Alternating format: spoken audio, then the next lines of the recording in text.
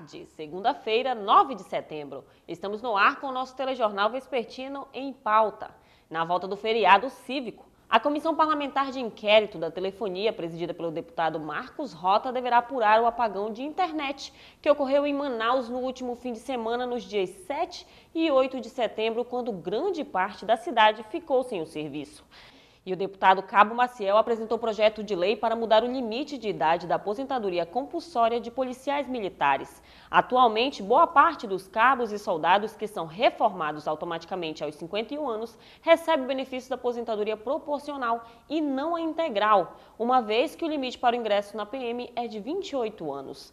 Pela lei em vigor, somente aqueles praças que entraram na polícia até 21 anos recebem o benefício. A mudança é uma reivindicação antiga da categoria.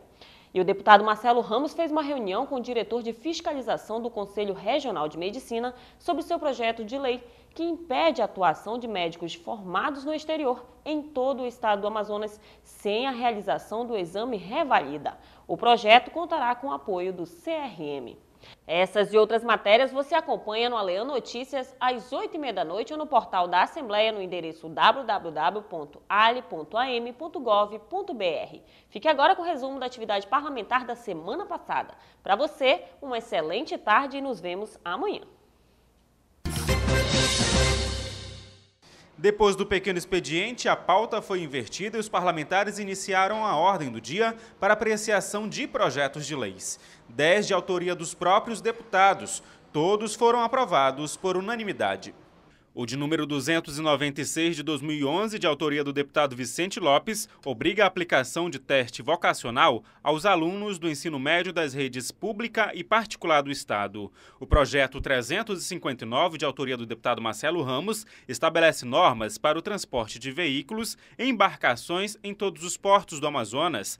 Já o projeto 16 de 2012, de autoria do deputado Tony Medeiros, institui a medalha Índio a Juricaba. De autoria do parlamentar Juta Afonso, o projeto 132 obriga os condomínios, edifícios residenciais, shoppings, centros comerciais e hotéis a manterem lixeiras para a coleta seletiva. O projeto 164, do deputado Vanderlei Dallas, institui a Semana de Promoção da Saúde Bucal.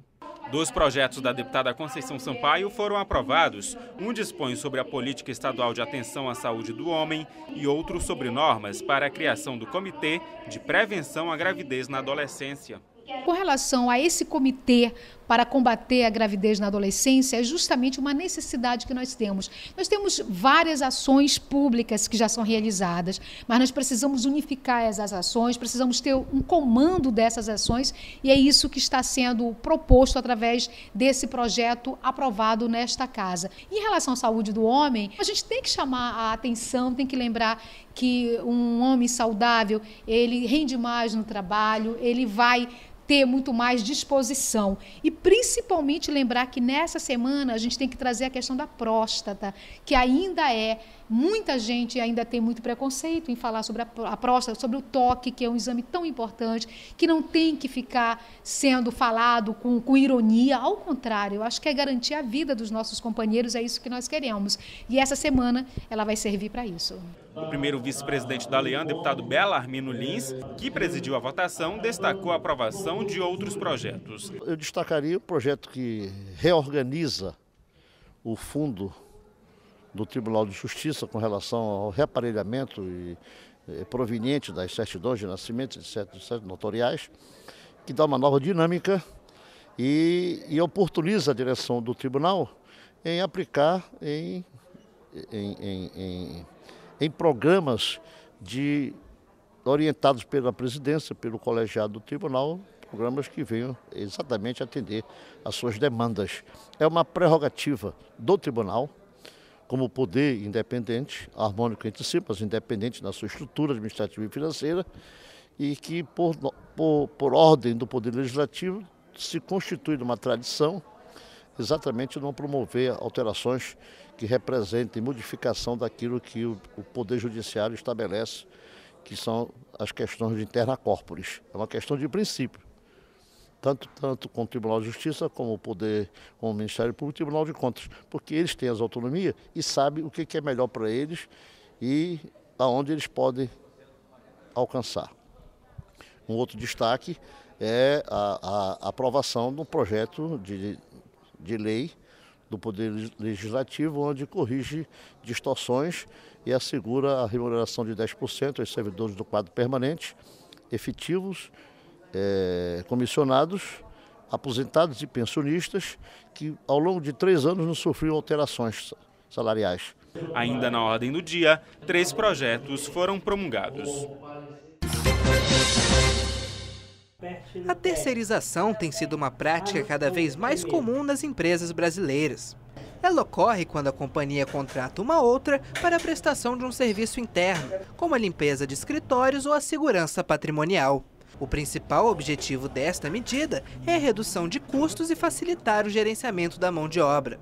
A legislação atual restringe a prática quando se trata da contratação de profissionais para atividade fim, ou seja, um banco não pode utilizar bancários terceirizados, por exemplo. Porém, um projeto de lei que tramita no Congresso Nacional visa eliminar essa restrição, o que gerou a reação de movimentos sociais, argumentando que a medida enfraquece os trabalhadores. O deputado José Ricardo, líder do PT na Aleam, é contra o projeto e apoia as reivindicações das centrais sindicais. A questão é que quando você terceiriza, e essas empresas terceirizadas, nem sempre elas cumprem 100% a legislação que ampara e garante direitos aos trabalhadores. A gente percebe isso na iniciativa privada, nessa terceirização, onde os valores pagos aos trabalhadores cada vez são menores, e também no setor público. No setor público a gente já tem a terceirização muito presente, como aqui no estado do Amazonas, onde na área da saúde você tem empresas terceirizadas executando uma função que teoricamente teria que ser de funcionário de carreira. O deputado Adjunto Afonso é favorável à proposta, mas com ressalvas. O parlamentar argumenta que é necessário se definir critérios mais rígidos para essa contratação, especialmente quando envolver o serviço público. Contratação ter alguma forma de seleção, alguma forma, mesmo que não seja como é hoje o concurso rígido, mas que possam ter alguns parâmetros de que as pessoas não possam colocar ali pessoas que não sejam capacitadas, pessoas que não sejam identificadas com aquele serviço, né, que tem uma seleção, digamos, até de currículo, né, mas que a pessoa possa se identificar. A proposta, que estava na Comissão de Constituição e Justiça da Câmara Federal, foi retirada de pauta após a invasão de manifestantes contrários ao projeto no plenário em que se reunia a CCJ. Segundo o presidente da comissão, deputado federal Décio Lima, do PT, o projeto será apreciado após um acordo que deve ser firmado entre o relator, o governo e os sindicatos. A presidente da Comissão da Mulher, da Família e do Idoso da Assembleia do Estado, deputada Conceição Sampaio, acompanhada da secretária de Governo, Rebeca Garcia, e da secretária executiva de Políticas para as Mulheres, Márcia Álamo, estiveram na manhã de terça-feira no Tribunal de Justiça para cobrar mais celeridade quanto às entregas das intimações contra agressores enquadrados na Lei Maria da Penha. Segundo a comissão que defende as mulheres no Amazonas, as expedições dos cumprimentos dos mandados contra esses agressores levam em média de 40 a 80 dias para serem entregues, o que facilita o aumento de ameaças contra as vítimas. A entrega dessa intimação à pessoa agressora, ao homem agressor, demora muito. Você precisa fazer com que haja celeridade na entrega dessa intimação, porque se demora muito, esse agressor pode achar, não, a justiça está falha, então eu posso ir lá, posso agredir de novo minha companheira, posso até matá-la. A Lei Maria da Penha garante que as intimações sejam entregues no máximo em 48 horas. Mas que, de fato, o tempo não vem sendo cumprido por parte dos oficiais de justiça. A Lei Maria da Penha tem demonstrado que nós precisamos de eficiência no cumprimento da lei. E o que acontece? O trabalho do oficial de justiça não é um problema do Amazonas, mas o Brasil todo foi demonstrado através de uma pesquisa que aí tem um gargalo no cumprimento da lei. Ainda de acordo com a deputada, o presidente do Tribunal de Justiça do Amazonas, desembargador Ari Moutinho, se mostrou preocupado com a situação e disse que pedirá um efetivo de pelo menos 5 oficiais de justiça para trabalharem diretamente nos ofícios relacionados à Lei Maria da Penha, garantindo assim maior celeridade nas entregas de documentos. A proposta de emenda à Constituição 349 de 2001 dispõe sobre o fim do voto sigiloso para todas as decisões da própria Câmara, do Senado, do Congresso, das Assembleias Legislativas Estaduais e ainda as discussões das câmaras municipais. Depois de toda a repercussão negativa por não caçar o deputado federal Natan Donadon, sem partido de Rondônia, que foi condenado a 13 anos de prisão pelo Superior Tribunal Federal por desvio de verba pública e improbidade administrativa, a Câmara aprovou a PEC 349 por unanimidade. 452 deputados decidiram pelo fim do voto secreto. A PEC do fim do voto sigiloso já havia sido aprovada em primeiro turno na Câmara em 2006 e estava em tramitação há 12 anos. Para parlamentares da Assembleia Legislativa, a proposta já deveria ter sido aprovada antes e a manutenção do mandato do deputado preso Natan Donadon contribuiu para a apreciação da matéria. Antes tarde do que nunca, né? Eu acho que quando a população pressiona, e tem que pressionar, porque é a população que nos delega, que nos dá o mandato, que nos dá uma procuração para a gente representar, tem que pressionar sempre. Certamente, se não tivesse acontecido o caso do deputado lá de Rondônia, do Donadon, certamente o Supremo tivesse anulado a sessão, eles teriam se acomodado. Mas antes tarde do que nunca. Os parlamentares não caçaram, protegidos sob o manto do voto secreto, mas a população reagiu duramente. E eu espero que o Congresso Nacional tenha ouvido a voz que vem das ruas, sob pena das próximas manifestações serem ainda mais radicalizadas, porque, na verdade, quando tomam uma atitude como essa, eles são os verdadeiros vândalos da nação, e não aqueles que radicalizam nas manifestações populares. O próprio presidente da Câmara admitiu isso, que foi o resultado desastroso da votação em relação à cassação do Natan Donadon, que provocou essa decisão nele de apressar a votação da emenda do voto secreto, que nós aqui nos antecipamos, porque entendemos que isso é inexorável. Ficou patente, porque agora ninguém assume que votou a favor do Donadon. Todos os deputados federais, quando são procurados pela imprensa, eles dizem não, que eles votaram pela cassação, eles estão cobertos pelo manto do voto secreto. Muitos que votaram para proteger o bandido, o criminoso, hoje, como não podem ser revelados os seus votos, não há um mecanismo de revelação dos votos, eles dizem que votaram pela cassação, para tentar posar de bons moços diante da opinião pública. O deputado Cabo Maciel acredita que a decisão não deixa de ser uma resposta às manifestações realizadas nos últimos meses em todo o Brasil. Eu creio que o Congresso Nacional, a Câmara Federal, o Executivo no Brasil precisa aprender com o povo. A população ela fez várias manifestações no país todo, expressando a sua insatisfação com algumas atitudes por parte do Congresso Nacional, Câmara Federal, as Assembleias dos Estados, e aí a população demonstra isso. Creio que as manifestações tiveram uma participação muito forte, referente a esse projeto que estava há 12 anos parado, e agora veio e foi aprovado a extinção do voto secreto na Câmara Federal. Eu entendo que os parlamentos precisam se modernizar, tem muitas coisas que podem sim acabar, e aí eu não tenho dúvida que a população tem tido uma parcela de colaboração e contribuição muito forte para que as câmaras e as assembleias se posicionem melhor referente a essas manifestações. Segundo o líder do PT, José Ricardo, a população precisa saber como votam os parlamentares, já que eles foram eleitos pela própria sociedade. A sociedade votou para escolher parlamentares e quer saber depois o que o parlamentar está fazendo, como ele está votando, qual é o posicionamento dele em todas as matérias. Então a posição do parlamentar ela tem que ser aberta, clara, transparente, não secreta. Então a extinção agora do voto secreto nos parlamentos é um grande avanço, é uma vitória da sociedade, que quer saber como o determinado deputado vai votar em relação a questões polêmicas, como é o caso de cassação, de parlamentares, uma questão variada que envolve o Executivo. Então aqui a Assembleia avançou, que já extinguiu, e agora o Congresso Nacional está indo pelo mesmo caminho. É um clamor da sociedade, é uma pressão da sociedade e é o correto. O parlamentar tem que fazer as claras, principalmente aquilo que é de sua competência. A transparência é o primeiro instrumento para o exercício da cidadania. Não é justo que uma votação como essa acabe e a população não saiba quem votou a favor, quem votou contra. Um parlamentar, ele age em representação. O artigo 1º da Constituição, o parágrafo 1º do artigo 2º é claro. Todo poder emana do povo e é exercido por intermédio dos seus representantes. Portanto, nós somos intermediários da vontade popular. Nada mais justo de que os titulares do poder, que é a população, saibam como cada deputado votou em cada uma das matérias que tramitam na casa. O deputado pelo PTN, Orlando Cidade, destacou o avanço da Assembleia Legislativa do Amazonas ao antecipar e aprovar o voto aberto no mês de julho. Esse já é um assunto que já vem sendo discutido há algum tempo. Como aqui na Assembleia Legislativa já decidiu com o fim do voto secreto, nós já decidimos e já está regulamentado aqui. E isso vai se expandir em todo o território nacional. E agora, com a aprovação na Câmara Federal, com certeza todos os estados irão adotar a mesma medida que a Assembleia Legislativa do Amazonas já adotou. A PEC aprovada na Câmara agora segue para a votação no Senado Federal.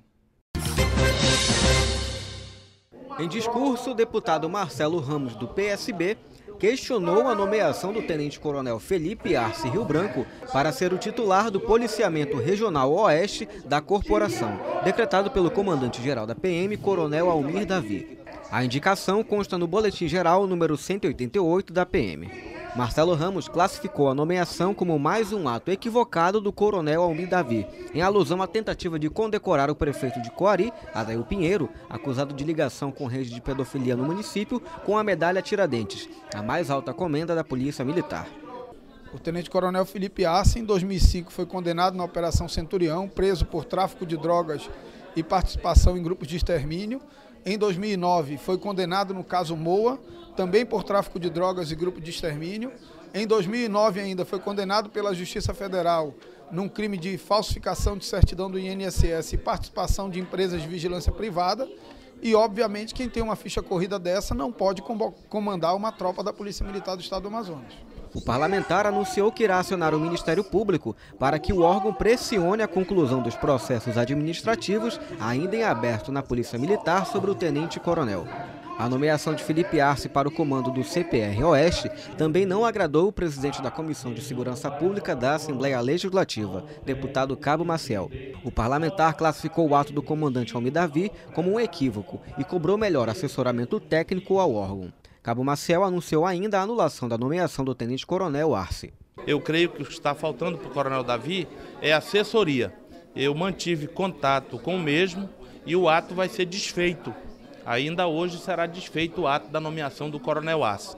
O Comando de Policiamento Regional, conhecido como CPR, subdivide a polícia em 4 grandes regiões e não comanda diretamente uma tropa, mas sim funcionando como um comando de fiscalização dentro da região.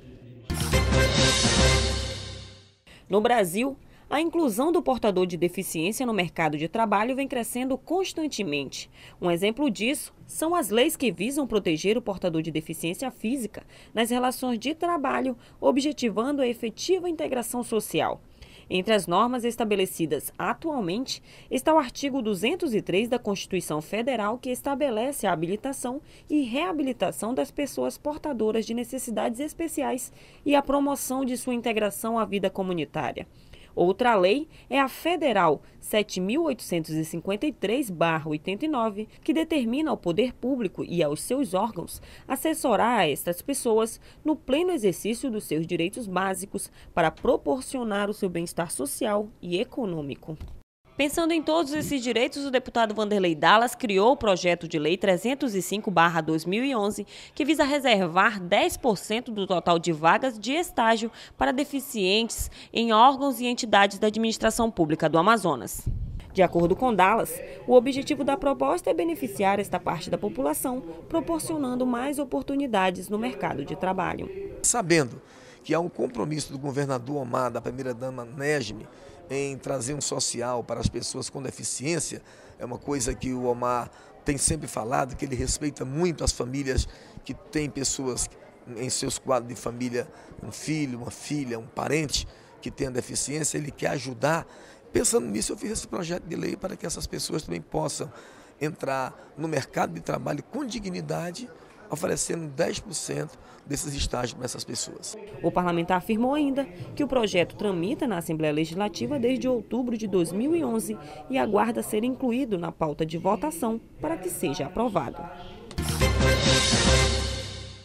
De acordo com o deputado estadual Tony Medeiros, a regularização de terras no Amazonas é uma questão que ainda está longe de ser resolvida. O parlamentar citou como exemplo o município de Iranduba, que após a construção da ponte sobre o Rio Negro, passou a ter ocupação desordenada e enfrenta problemas de regularização fundiária, já que a maioria das terras pertence à União, o que tem prejudicado o desenvolvimento do setor primário no estado. O maior problema de quem vive hoje na área rural do estado do Amazonas é justamente a questão da regularização das suas terras.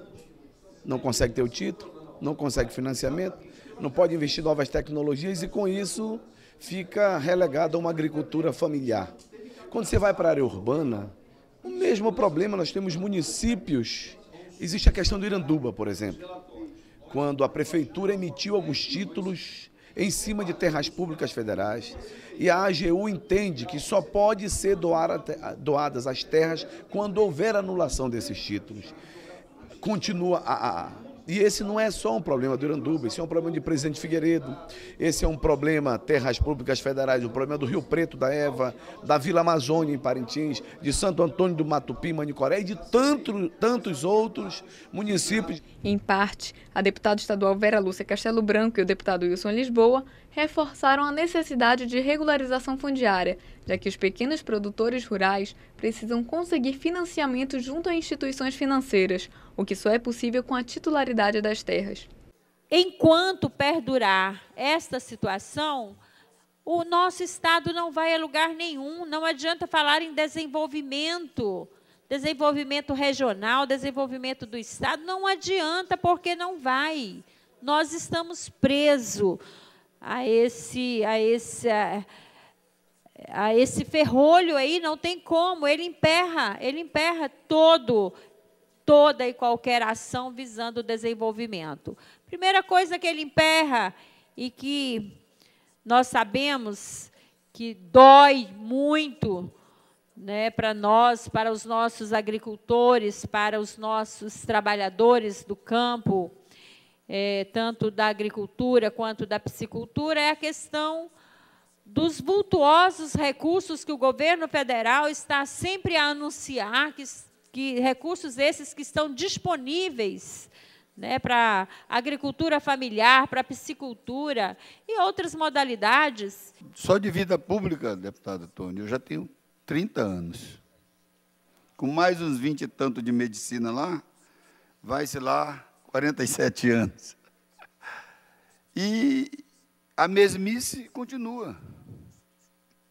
Isso que Vossa Excelência traz, inúmeras vezes já foram produto de discussões em reuniões de prefeitos, em reuniões de Secretaria de Estado, de Produção, de Secretaria de Desenvolvimento, está entendendo? E a coisa não caminha, deputado Tones. É uma vergonha quando Vossa Excelência diz que nenhum, e não existe mesmo, ninguém tem título definitivo, nenhum município tem título definitivo e nem área demarcada. Dizendo assim, aqui está a área demarcada de propriedade do município de Parintins. Aquele mapa que nós temos é um mapa virtual, deputado Tones, ele não é real. E é por isso que a Comissão de Divisão Territorial tem que pôr um fim nisso para que essa frente parlamentar da deputada Vera possa, com Vossa Excelência, fazer a parte política e a parte fundiária. Nós temos que ter corpo, cabeça, corpo e membros, coisa que nós não temos. Quem também se manifestou favorável à discussão do tema foi o deputado estadual Conceição Sampaio.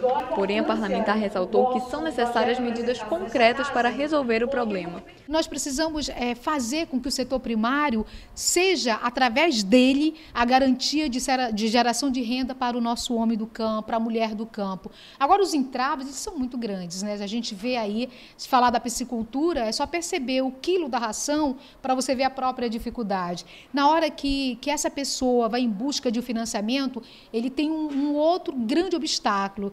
porque o banco, para financiar, precisa de uma garantia. A garantia é a terra. Mas como dar essa garantia se você não tem a titulação? Então, o governador Omar tem se preocupado muito com isso, tem procurado resolver essa situação. Na cidade de Manaus, muitas pessoas passaram já a receber o seu título, mas entendo que essa preocupação trazida pelo deputado Tony Medeiros, ela precisa não só fazer parte de um discurso, como tem sido feito muito nesta casa, mas de ações concretas, como aqui está sendo proposta pelo próprio deputado Tony, deputado Orlando Cidade, a Frente Parlamentar em Defesa aí, dessa titulação. Já Orlando Cidade cobrou do Ministério de Desenvolvimento Agrário, através do programa Terra Legal, a atuação mais efetiva no Amazonas, como já ocorre em outros estados. O governo do estado tem se mobilizado para documentar as terras estaduais. Há uma demanda muito grande para esse ano, até o final do ano, o governador entregar mais de 10 mil títulos definitivos aos produtores rurais. Isso é uma alavancagem muito grande. Mas o governo federal, em contrapartida, há 20 anos atrás que não entrega sequer um título definitivo. Tem aí, através do programa Terra Legal do governo federal, mas que está muito tímido a sua chegada aqui no estado do Amazonas, fazendo com que o produtor rural, aquele que precisa da documentação do seu lote, não consiga recursos, inviabilizando seus projetos no interior. Tony Medeiros comunicou que solicitará a realização de uma audiência pública na Casa Legislativa para debater o tema. O deputado Orlando Cidade criticou a política adotada pelo governo federal para a concessão de licença ambiental para exploração de madeira na região amazônica. Enquanto o estado do Pará obteve autorização para explorar 1 milhão de hectares de mata nativa, o Amazonas continua impedido de realizar a extração de madeira. Segundo o parlamentar, a atividade poderia ser explorada de forma sustentável, preservando a floresta e gerando emprego e renda para os habitantes locais. Gostaria muito que o governo federal desse a mesma atenção ao estado do Amazonas, que aqui há um engessamento. Nós somos o maior estado da federação em território, onde tem a maior parte do território do Amazonas é da União. Ela deveria dar esse tratamento, o governo federal deveria dar esse tratamento para que pudesse renascer, reviver a indústria madeireira no estado do Amazonas. Eu não estou falando em desmatamento, estou falando em extração de madeira sustentável, extrair como faz o Panamá, como faz o Canadá, como faz outros países grandes produtores de madeira. O parlamentar também destacou que a criação de grandes parques nacionais muitas vezes se torna um entrave para o desenvolvimento econômico da região. Um dos projetos aprovados de autoria do presidente da Comissão de Meio Ambiente e Desenvolvimento Regional, Luiz Castro, refere-se à escolha de uma árvore que represente cada município do estado. A proposta recebeu parecer favorável da deputada Conceição Sampaio. Também foi aprovada a realização de audiência pública em parceria com a Prefeitura de Maués, para debater sobre esgotamento sanitário e resíduos sólidos no município. A gente julgou alguns pareceres, um parecer do projeto de lei de minha autoria que estabelece a árvore símbolo. Cada município do Amazonas vai escolher uma árvore símbolo do município, com a participação dos estudantes, com o envolvimento dos órgãos ambientais, das câmaras municipais, da prefeitura, motivando a educação ambiental, motivando o conhecimento, motivando gincanas que cheguem na escolha de uma árvore que vai ser adotada como símbolo de cada município do estado do Amazonas. O meio ambiente somos todos nós, então é preciso sim que nós tenhamos dentro da nossa vida, do nosso dia a dia, novos hábitos. E o que está sendo proposto hoje, através da Comissão do Meio Ambiente, nessa iniciativa do deputado Luiz Castro, que preside muito bem essa comissão, é justamente fazer com que os municípios do Amazonas possam participar, fazendo com que plantar uma árvore passe a ser uma decisão de cada pessoa. Essa é uma prática que nós já vimos acontecer aqui no município de Manaus no ano passado, durante uma visita da Comissão do Meio Ambiente. Nós tivemos a chance de ver numa escola uma árvore plantada já através do trabalho que a Comissão do Meio Ambiente realiza aqui na Assembleia do Amazonas. O projeto de autoria do Instituto Amazônico da Cidadania, que visa discutir a revitalização e saneamento de igarapés da cidade, também foi aprovado pela comissão. José Ricardo, deputado estadual pelo PT, solicitou que também fosse incluída na pauta o debate sobre o tratamento de esgoto nas áreas abrangidas pelo Prosamin. Nós temos aí esse programa do Prosamin, onde, pelo que a gente tem conhecimento, nenhuma etapa ainda foi concluída efetivamente, a primeira e a segunda. A segunda está em andamento, a primeira aparentemente parou, e nós precisamos saber, porque são empréstimos volumosos e, ao mesmo tempo, recursos para sanear o igarapé.